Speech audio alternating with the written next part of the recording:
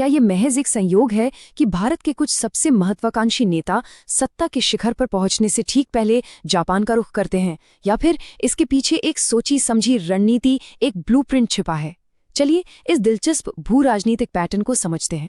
हमारा विश्लेषण एक बहुत ही दिलचस्प पैटर्न की ओर इशारा करता है कि भारत में सत्ता का रास्ता कई बार दिल्ली से नहीं बल्कि हजारों मील दूर टोक्यो से होकर गुजरता है। ये एक ऐसा पैटर्न है जो इतिहास में बार बार दोहराया गया है। इस पूरे विश्लेषण में ये साफ हो जाएगा कि जापान सिर्फ एक आर्थिक सहयोगी नहीं बल्कि उन भारतीय नेताओं के लिए एक अहम लॉन्च पैड रहा है जिनकी नज़रें राष्ट्रीय राजनीति पर होती हैं। ऐसा लगता है कि शक्ति का असली खेल अक्सर राजधानी से दूर ही शुरू होता है।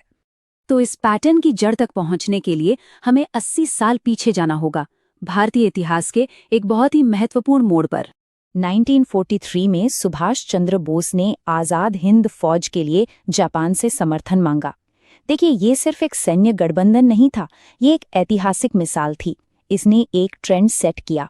पहली बार किसी बड़े भारतीय नेता ने राष्ट्रीय उद्देश्य के लिए समर्थन हासिल करने के लिए पश्चिम के बजाय पूर्व की एक बड़ी शक्ति की ओर देखा।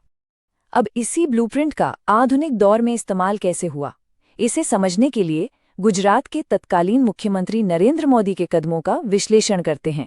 एक समय था जब पश्चिमी देशों ने, खासकर 2005 में अमेरिका के वीजा इनकार के बाद, नरेंद्र मोदी से दूरी बना ली थी। ठीक उसी वक्त उन्होंने अपनी विदेश नीति की धुरी को बदला और पूर्व की ओर, खासतौर पर जापान की तरफ, एक मजबूत रिश्ते की नींव रखी। इसे कहते हैं स्ट्रेटेजिक लेजिटिमाइजेशन। मतलब, जब पारंपरिक पश्चिमी चैनल बंद हों तो किसी दूसरी बड़ी वैश्विक शक्ति से अंतर्राष्ट्रीय मान्यता हासिल करना। जापान ने 2014 के आम चुनाव से बहुत पहले ही उन्हें एक ग्लोबल स्टेट्समैन की छवि बनाने का मंच दिया। और ये सिर्फ बातों तक सीमित नहीं था। जापान ने गुजरात में अरबों डॉलर का निवेश किया, और इससे भी ज्यादा अहम बात ये कि उन्होंने एक मुख्यमंत्री को राष्ट्राध्यक्ष जैसा सम्मान दिया।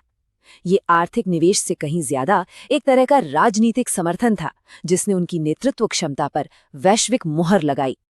अब इतिहास से वर्तमान में आते हैं।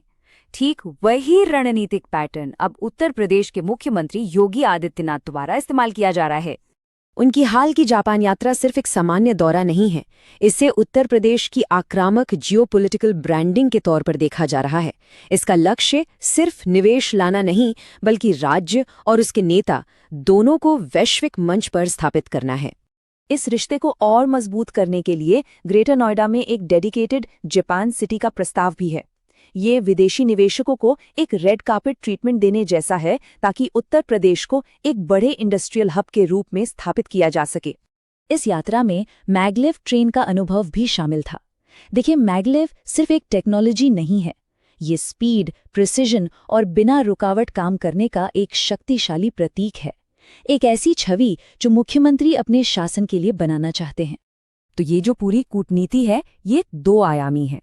एक तरफ है ठोस आर्थिक लक्ष्य और दूसरी तरफ है सॉफ्ट पावर डिप्लोमेसी, यानी सांस्कृतिक और सभ्यतागत जुड़ाव। और यहीं पर बौद्ध धर्म की साझा विरासत एक बहुत बड़ा रोल निभाती है। काशी, अयोध्या और बोधगया जैसे स्थलों का जिक्र करके भारत और जापान के बीच एक गहरा सांस्कृतिक और आध्यात्मिक पुल बनाया जाता है, जो सिर्फ व्यापारिक रिश्तों से कहीं ज्यादा मजबूत होता है। तो इसे एक तरह से लुक ईस्ट पॉलिसी का अगला अध्याय या लुक ईस्ट 2.0 कहा जा सकता है। एक राष्ट्रीय रणनीति जो अब विकसित होकर राज्य स्तरीय वैश्विक जुड़ाव का ब्लूप्रिंट बन गई है। तो अब इन सभी अलग अलग घटनाओं को एक साथ रखकर देखते हैं। जब इन सभी डेटा पॉइंट्स को जोड़ा जाता है तो एक बहुत ही साफ और दोहराया जाने वाला पैटर्न उभर कर सामने आता है। पिछले लगभग 80 सालों के दौरान 3 बड़े भारतीय नेताओं ने अपने राजनीतिक करियर के सबसे महत्वपूर्ण मोड़ पर जापान के साथ अपने संबंधों का इस्तेमाल किया है। बोस, मोदी और अब योगी आदित्यनाथ।